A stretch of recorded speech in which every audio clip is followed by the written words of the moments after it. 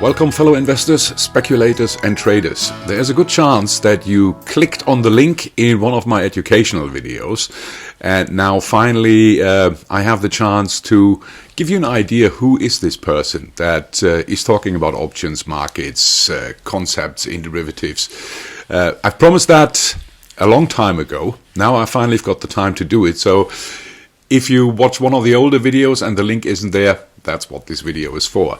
So, who am I? Who is telling you with great confidence and hopefully some good sense of humor about option markets, equity markets, and how trading, in my personal experience, used to work, still works, and might work in the future. My name is Thorsten Roland Wegener. I studied economics and law in a different century. Yeah, I'm that old. And I started my career as a market maker for one then largest banks in Germany, and I retired as a partner for the equity derivatives business for the structured products at Stearns in London. And occasionally I give classes. It's not a business model, once a year, and it barely feeds my bad habits like cigarettes and coffee. So, how did I start in the financial industry? My father was a builder and my mum was a paralegal. And I could have been as far away from the financial industry as you could possibly think. So there were three big figures which influenced me to get into the financial industry. One was Oliver Stone, the second was Jesse Livermore, and the third was Spock, the guy from Enterprise, Star Trek. So let's start with Oliver Stone first. He came out with his movie Wall Street in 1987, and I went, as many of my generation, to the cinema, and I was fascinated by this industry. He was trying actually to, criticize. It was a big social critic of the Reaganomic era and the greed of financial markets. And what he has achieved with that is, I'm pretty sure there are a lot of people who agree with his criticism on the financial industry, but there's the other batch, and I belong to the other batch who were fascinated about a marketplace, an industry where if you were smart, hardworking, and perceived to be clever, you could make a fortune. Or at least the hope was for everybody that you could make a fortune in there. And then obviously the characters from Gordon Gekko to Bud Fox were very intriguing. And this got me interested. Wow, what is this place all about? So I started hitting the libraries. No internet then. And one of the books I came across was Reminiscence of a Stock Operator. Very difficult for a German to pronounce reminiscence properly. By Edwin Lefebvre, which described the life and trading of Jesse Livermore, one of the big trading legends. And from that moment on, I was hooked. If you haven't read the book, I recommend it if you are interested in that industry, or if you are already in trading, it's a must read. It gives so many good examples of how the psychology of masses works, what mistakes not to make, which mistakes could occur in trading.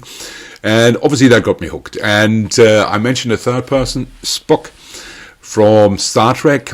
What fascinated me as a child, that was even long before I got interested in the financial industry, was his conversations with Captain Kirk when he told with no uncertainty probabilities of certain outcomes. Oh yes, Captain, the probability that we are going to survive this situation is exactly 6.35.7%. And I loved that.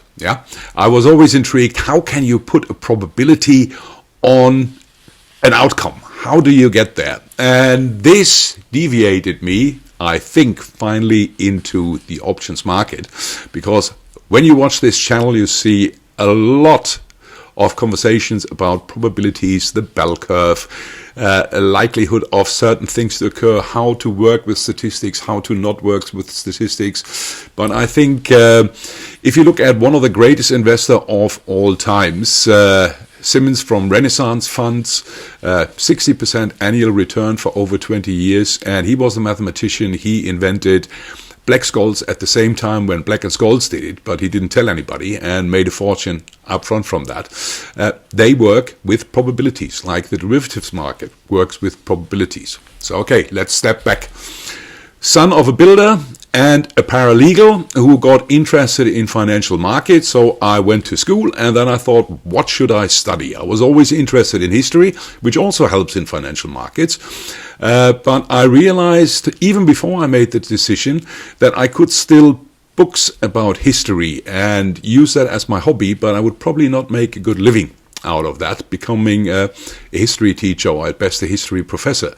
However, I knew if I would put my work ethics into something that is more promising, then I might have a career and I might have eventually the time to indulge in my other hobbies. So I decided to start law and economics as a university degree. I did that in West Berlin. That was when the commies were still around. Yeah, so I moved to West Berlin, and after 4.5 short years, I had a shiny little degree in my hand, and I thought, okay, what's next? Obviously, you apply for jobs, and I applied, as you could imagine, in banks. So I got a couple of offers after having taken the typical, was very fashionable then, assessment centers, with all sorts of 3 days where they test you, your aptitude, your motivation, how you come across. I never really understood that they basically want to meet you and have an idea whether you would fit into this environment. So I got a job offer from West LB, which was then the 4th or 5th largest bank in Germany, great institution, and they offered me a trainee program for university graduates. And when I said, oh, I would love to get to see all the different training departments, they looked at me and said, trading departments? But you're qualified for so much more. You could go into management and strategic planning and all these things. I said, no, that's not what I want to do. I'm interested in trading. So they had this fantastic trainee program. I had the opportunities to see the bond market department, the FX department, and obviously the equity department. And after 12 months, it was decision time. Where would I start? And as people realized that my English for German was, well, reasonably good, they wanted to make me an equity salesman for international customers. And that's not what I wanted. I didn't want to become a salesman. I wanted to become a trader. So, but as I was already spoken for, I had no chance to get into the derivatives department, which I really wanted to join. It was newly established, and the corporate game was one person doesn't pick on the other candidates if they're already spoken for. Okay, fine. So my later mentor did not make me a job offer because he didn't want to pick an internal fight with the equity boys who wanted me to become a salesman. So what did I have to do? I had to resign.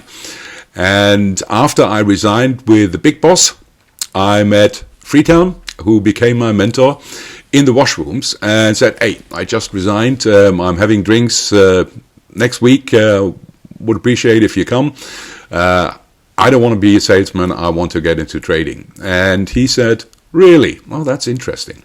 So why don't you join me now? And I said, why didn't you make me that offer before? And he said, well, you know how it goes. I can't pick a good candidate from somebody else away who's spoken for. But now that you've resigned, obviously it's a different spiel, and I can try to get you back into the fold of the company. And I looked at him and said, okay, I've already got a good job offer in Frankfurt. Not exactly what I want, but much closer to the trading career I envisaged. What can you pay me? And he said, how much do you earn now? And I told him the number, and he said, I can pay you exactly that, not a penny more. But you get the chance to actually start on the ground floor in equity derivatives trading, and we make you a market maker. So what did I do? Of course I did it. Yeah, it's not about the money. Well, it's always about the money, but it's not about the money if you get the chance to do what you really would like to do. So we agreed on that. On this occasion, we did not shake hands. And I started as a trainee on a trading floor as a junior market maker. And I had the great pleasure and opportunity to learn from all the guys who were already there. There were cash traders, guys just about to retire in their 50s or 60s, and they gave good advice how markets work, what you should look at, and how you should approach certain things. And the colleagues who were already trading derivatives were great teachers. They took time and they gave me good advice. And as things are happening, I came from university. I knew a little bit about theoretics, about all the delta, gamma, theta, vegas, and all the very exciting things. And I thought, yeah, what do you know? So I started trading, and I had a budget which was reasonable for a junior. And after half a year, I was up 5 times my original budget, and I thought, oh, I'm going to be the hero in this market. And it took me 2 weeks exactly, as some unfortunate situation in the market to blow it all.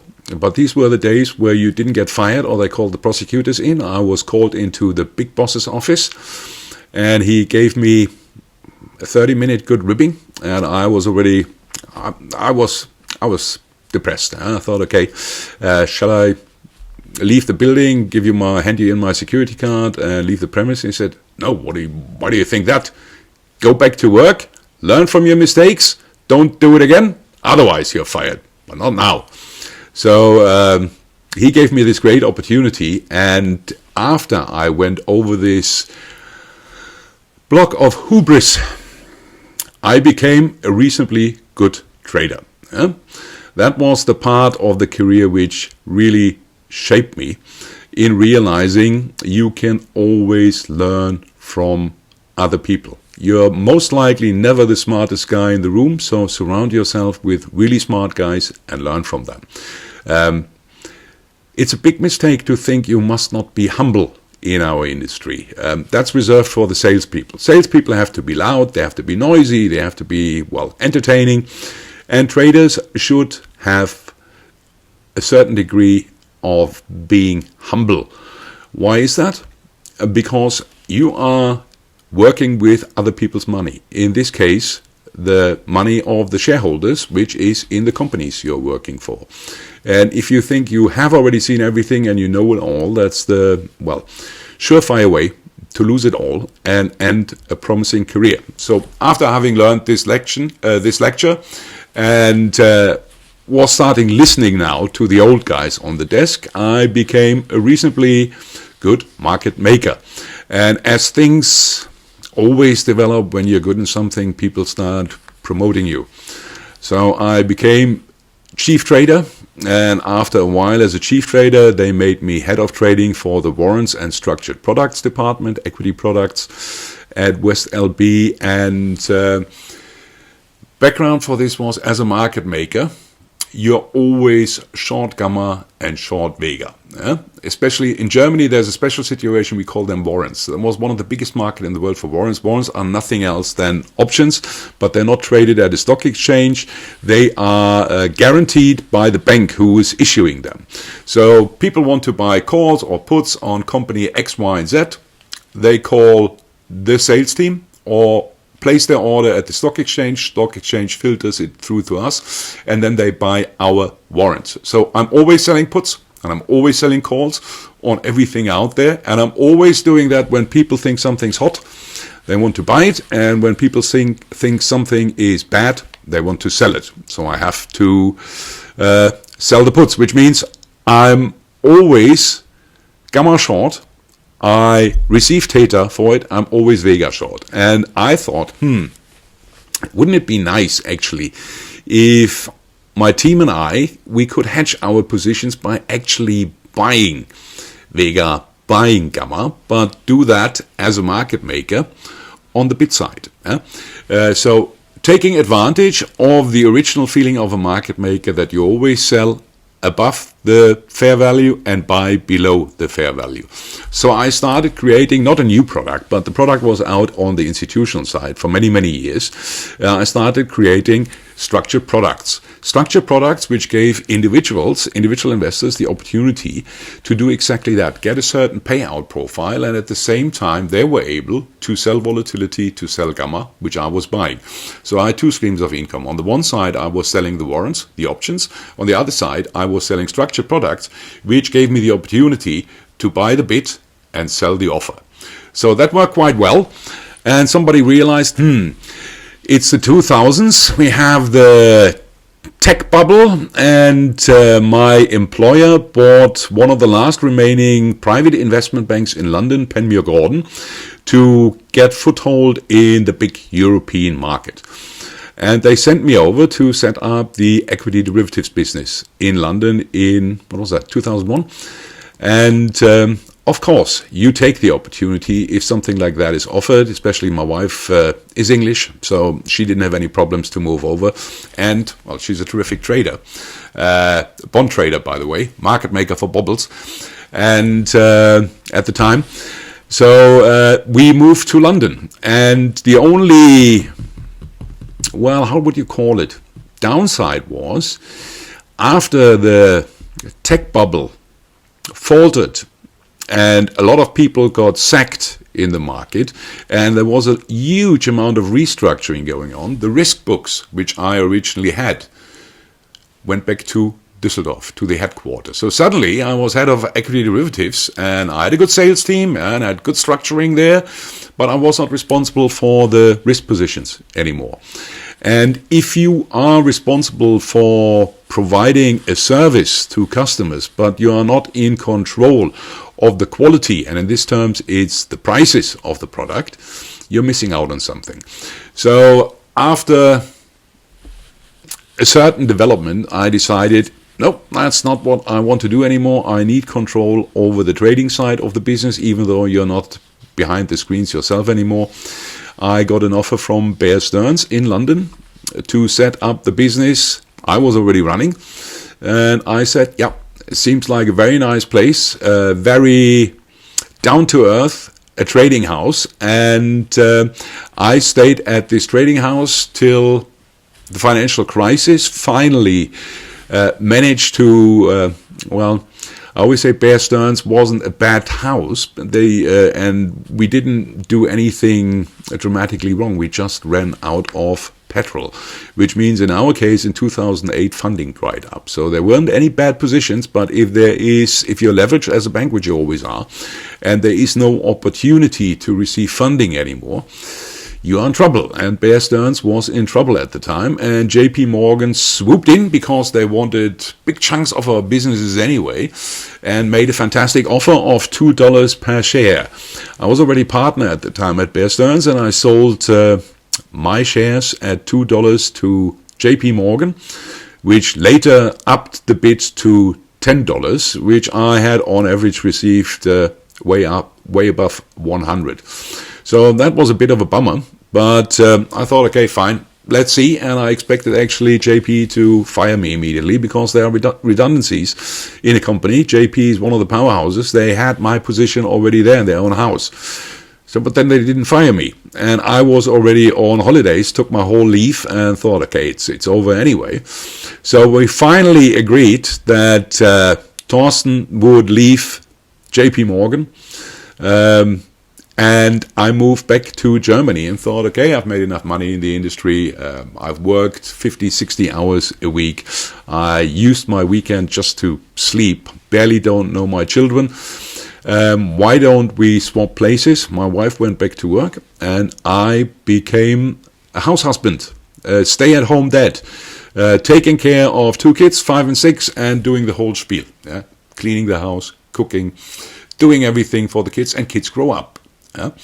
And one of my wife's former colleagues who left the industry to set up a business to teach people how to trade in Forex asked me, Thorsten, wouldn't you like to occasionally give a class on options in my company, because I'm not an options expert, and there are a lot of guys who want to go further. And whenever there is a batch ready of people who want to know more about how to trade options, I'll pass them on to you, and you teach them. And I said, I don't know. I've never been a formal teacher. I've trained a lot of trainees over my years in the industry, but it's slightly different, because if you are a market maker, your setup is different, your opportunities are different, and your whole approach to markets is different than you are an investor or speculator. Let me give you an example. As a market maker, as I always said beforehand, if something is hot, you have to sell it, and if something is really, really bad, you have to buy it. So sooner or later you realize, how can I not be completely bust in these markets? Everything that goes up, people want to buy off me, and everything that goes down, people want to sell to me. That must be a surefire model for losing money. So it seems. In reality, it's not. As a market maker, you buy cheaper and you sell a little bit more expensive. And then something comes in. There's a Nobel Prize out there. There are actually a couple of Nobel Prizes on this topic by Eugene Farmer, who said markets in the long run are actually random. They deviate around the growth rate, which is in there, but if you look at the returns of individual stocks, indices, all assets that can be traded, they follow a bell curve. And that was my explanation to say, yeah, that's why market makers are not being taken out all the time. In the long run, there's a bell curve. What do you do in the meantime? You manage the risks you have. Yeah? And risk management for an options market maker is you have to have your big Greeks under control. Starting with the delta, you want to be neutral. Yeah? You're not interested in market direction. You don't want to suffer a volatility blow up, and you don't want to get mingled into your short gamma position, and obviously you also don't want to be eaten up by theta. As a market maker, you usually are the other side, you receive theta, so that is all right. So you're sitting there as a market maker and think, how can I teach people the use of derivative instruments for their own personal investments or speculations? So I had to rejuggle a bit, because the advantage I have as a market maker, that I'm in the middle of the flow and see what's going on, is the disadvantage. I have to take every trade that is out there, or at least I have to make prices. Yeah? As an individual, you can do whatever you want to do. If you don't want to buy something, you don't buy it. If you want to short something, you short it. Yeah? If you don't want to do anything, you don't do anything. Obviously, you have the disadvantage that you pay the prices being offered by market makers, but you have the liberty to act whenever you please. Yeah? You can have patience in these markets. What do we both have in common? Especially if we trade in derivatives, we have to know how these things work. Yeah? If you trade in calls, puts, structures, different spreads, you should know what they are doing to you, to your portfolio, if certain conditions arise. This is risk management, what I mentioned earlier as a market maker. If you, as a private investor in the markets, the advantage for you is you don't have to do daily hedging. However, what you have to do is you have to understand how these products work.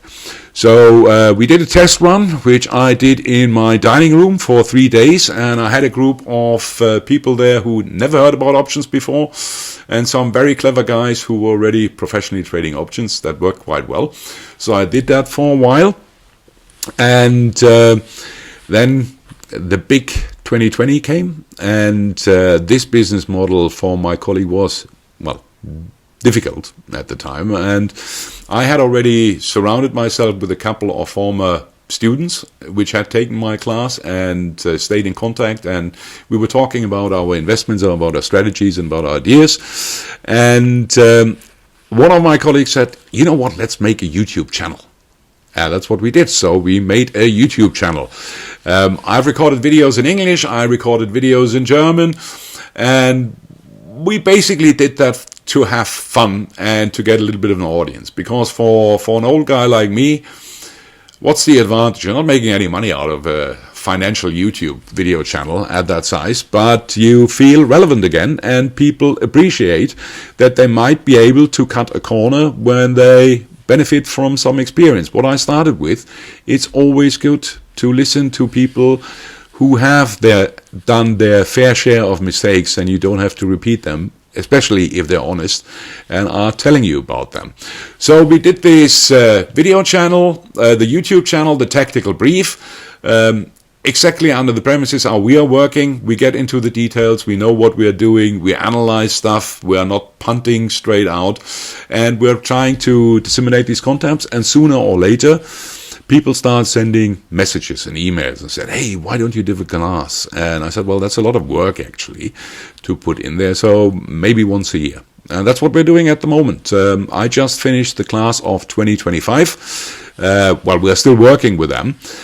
On the option side, was big fun again, like it is every year when we're having this. And I thought I would like to collect a little bit more viewers for our channel, so I have to bring out more English-speaking content, even though our followers enjoy our German content, but the English-speaking market is obviously so much bigger. And hey, when you put a lot of work in the presentations, and you've obviously seen some of them, or are about hopefully to see some of them, you will understand with the work you put in, you want to see some uptake, especially when I come up with a topic and I say, okay, let's have a look at YouTube now. What are the other guys producing about it? Especially when we talk about exotic Greeks on the option side. It's very interesting. Barely anything on there on YouTube, and half of the stuff that's on there is simply wrong. They obviously they haven't done it. They picked up a book or somebody told them something and they explained it wrongly. So I thought, no, that is actually the niche where we can bring in competence and give people the idea that you have to learn about these instruments before you professionally use them. Otherwise, you're just a punter. Or in our industry, you would have called them the civilians. They're the civilians, the guys who want to do something but actually do not put too much effort in. They listen to somebody on YouTube and say, oh, that goes up, this goes down, and I want to do it. A surefire way to lose money. Then you have the pros out there, the army, military, the guys who put their work in, who have good strategies, who know about risk management, and want to move a step further. And then you have the, may I be arrogant, call them the special ops, the derivatives boys and girls, who have an additional toolkit which you can use to, set up your investments, your speculations, your trade ideas, but which you can also use to analyze market situations, because that is one of the big progressions markets have made, where derivatives was the derivative of what was happening in the cash markets. Now it seems as if derivatives have an ever bigger influence on what the cash market is actually doing. I don't have to mention 0 days to expiration options.